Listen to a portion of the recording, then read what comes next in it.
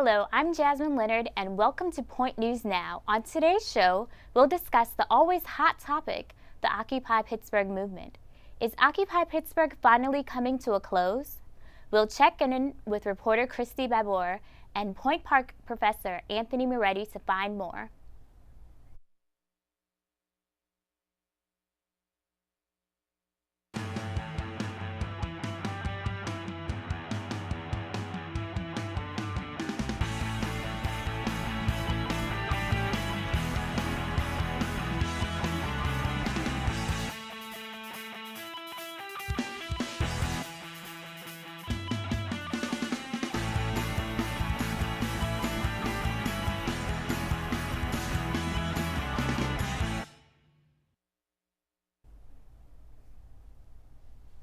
If you've seen people camping out in downtown Pittsburgh, odds are they aren't just there for recreation. They are part of the Occupy movement, taking place around the country. Reporter Christy Babor explains more.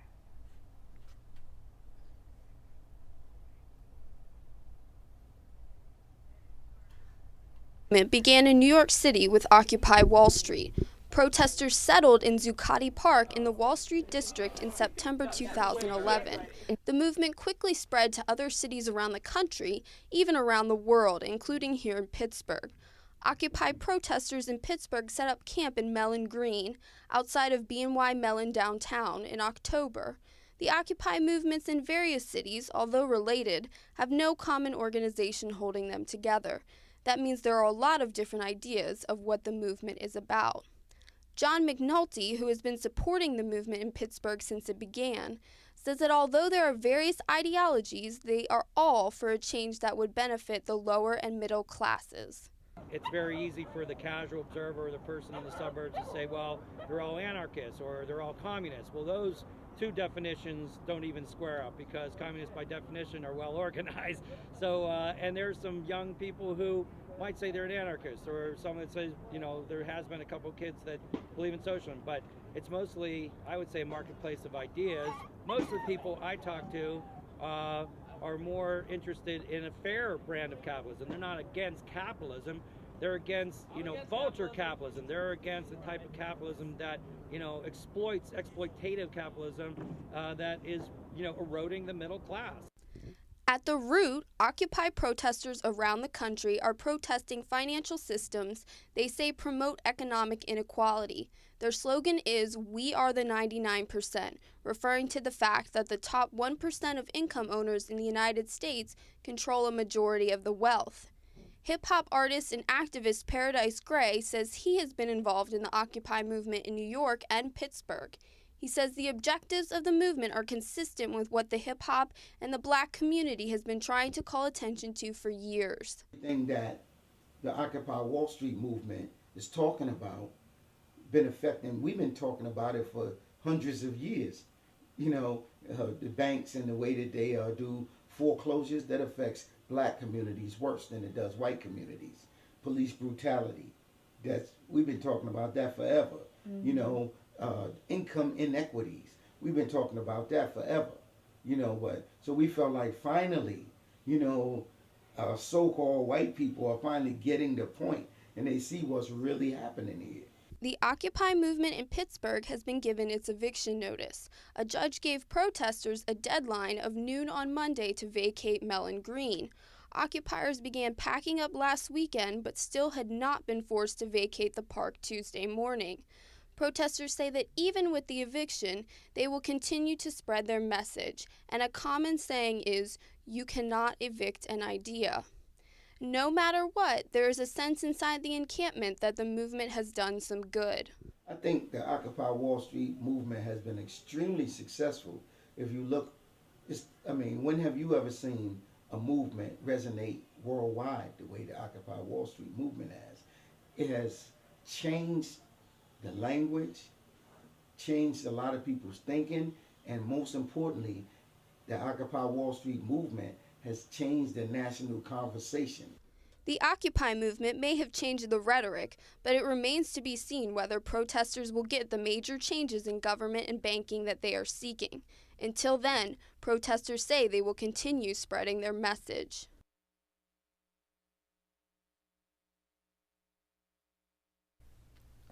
Thanks, Christy. After the break, we'll begin our conversation with Point Park professor Anthony Moretti from the School of Communications.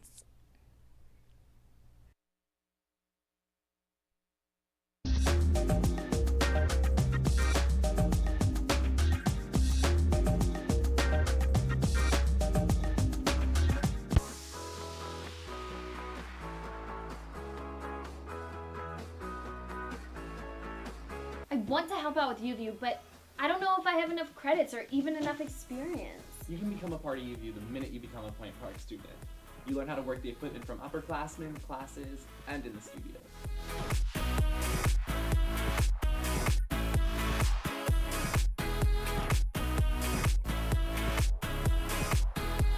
Wow, that's awesome! Now I can gain hands-on experience before I even start my career.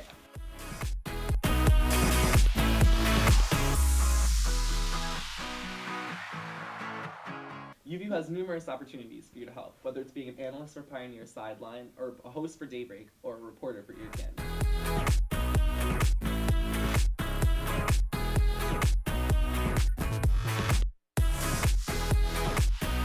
If you're interested in becoming a part of UView, contact the UView staff at uview@pointpark.edu.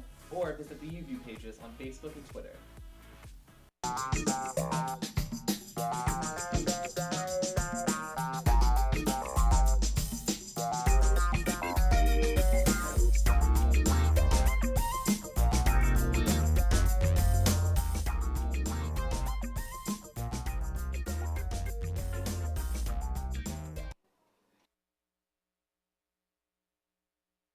Welcome back on Point News Now. Our guest is Anthony Moretti, a member of the School of Communication faculty. He'll talk to us about the media coverage of the Occupy Pittsburgh movement and what might be next for the movement.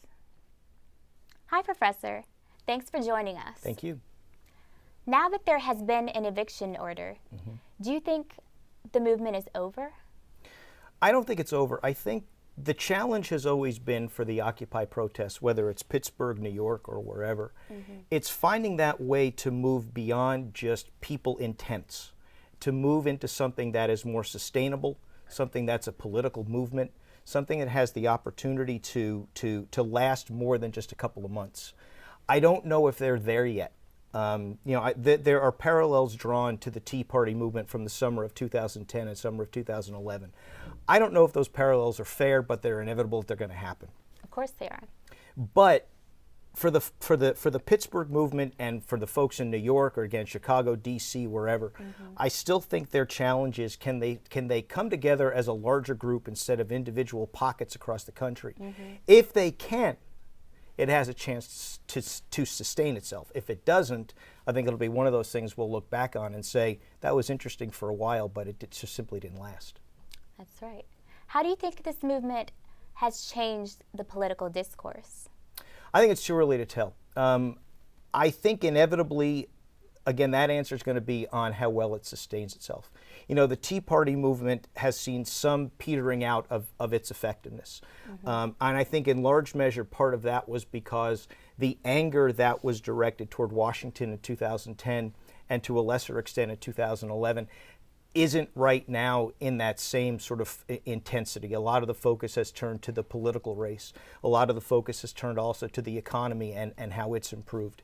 For the Occupy folks, their argument from the very beginning was boiled down to a word or two was selfishness, and that there were a small number of people making a heck of a lot of money, and then there was the rest of the country that was basically struggling to get by.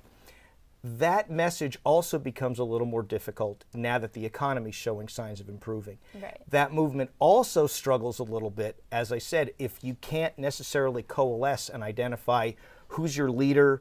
Are you going to have the equivalent of a convention, a national convention, something along those lines? So the effect we'll probably know a little more as we get closer towards the presidential election in November. Right now, I'm a little skeptical, though. I agree, definitely. And as a journalism professor, what do you think of the media coverage as of lately on the Occupy Pittsburgh movement? I think it's been pretty good. Inevitably, there is that problem again. Journalists like to have a story in which that person's the leader, I go to him or her first. That's perfectly understandable. In this situation, there really isn't someone.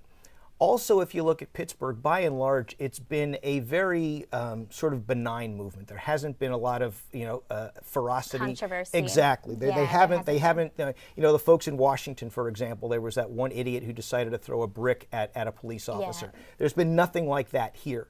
And so as a result, these look like some folks who, on one level, you sort of want to get to know a little more. Of course you do. Hear their stories. Yeah. Exactly. The problem, though, is that from a news standpoint, what's the peg? And I don't know if there's really a news peg. When, obviously there were some high points. The judge's ruling was a high point. Earlier this week when they were given last week when they were given the eviction notice. This week as they started now to check out of the camp. You have to leave exactly. BNY Mellon. But there's not been that moment where you say, that's the story. There hasn't been a time where they came in at 2 o'clock in the morning like they did in New York City and raised all that controversy. Minus that, then, the coverage I think has been pretty balanced, but I also think the coverage has benefited, from lack of a better phrase, in that there hasn't been that one moment of significant controversy or significant trouble. Exactly. Controversy, it can be a good, positive, or it can be a negative, depending on, the severity of the situation. And absolutely. Here in Pittsburgh, we haven't had much of that, but we still are, doing our part in the whole Occupy movement as a city as a whole. Do you think Pittsburghers understand what the message is due to the media? I don't think I don't think Pittsburghers understand, and frankly, I don't think the country understands either. Really, why is that? And I think the reason is, again, it's easy to say, look, what we stand for is being critical of economic disparity. Well, you know what? For 200 plus years in this country, there have been debates about economic disparity. Oh, yeah. And how and is it right? Is it simply a byproduct of capitalism? Is there something the government should do? Is the government supposed to stay out? How much do you regulate? How much do you not regulate? So on some level, this seems like a new spin on an old tale.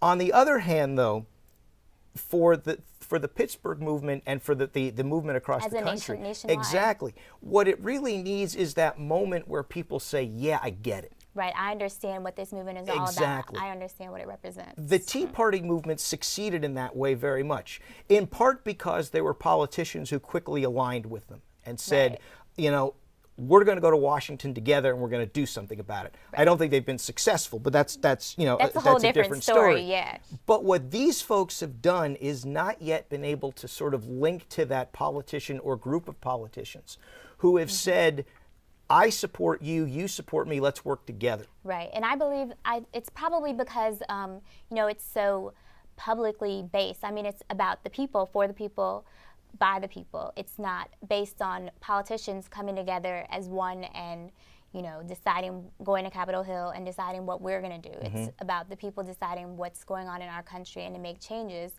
on our own accord. And the irony, though, you're right, but the irony of that is, unless it finds itself in Pennsylvania, for example, in Harrisburg, or in Ohio, in Columbus, or certainly in the nation's capital in Washington, right. If it doesn't get to the halls of power, and people feel like they really have to listen to this group, right. Then again, you're left with a movement that for a couple of months was it was interesting, a great movement, had a good message. But what did it do? But it couldn't sustain right, itself. What was the ending result? So let's talk about this upcoming presidential election. How do you think the Occupy movement will affect the presidential election? Right now, I don't think it's going to have much of an effect. And again, I say that because they need to find that way to move beyond just people intents. For them, I think to have a sustained effect, or at least to have some sort of effect in the presidential election, I think a couple of things are going to have to happen, and I'm not sure any of these are going to happen. I think, number one, the Democratic Party is going to have to say, we're listening to these folks and we want to join with these folks. I don't think that's going to happen primarily because clearly the Obama message is going to be as middle of the road as possible. Right. And there's a perception that the Occupy movement is significantly left of center. So I think you got sort of strike one right there. They have to all be on the same playing Exactly. I think strike two is, the Obama message, I think, in this presidential campaign is largely going to be a positive one. Look at what we've done, look at the obstacles that have been in our way, but the things that we've succeeded, and we have more things that we want to do. In light of that, a critical group of people like the Occupy movement, I don't think serves that message well.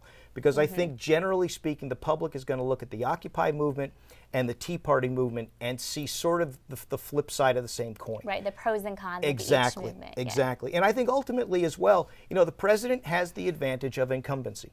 He has the advantage of already being in the White House, of all the obvious opportunities that go with that. And I don't think moving out of that message and moving into something that is still viewed with a healthy degree of controversy is where this administration wants to go. So my suspicion is right now that the answer is, in the November election, the Occupy movement's probably not going to have much of a say. It'll be out the door. I mean, it won't be out the door, but it'll be in a dark place in people's minds. They'll have it. It'll be lingering, but people will be more focused on the upcoming election. And who do you think is the best candidate, and what are your reasons?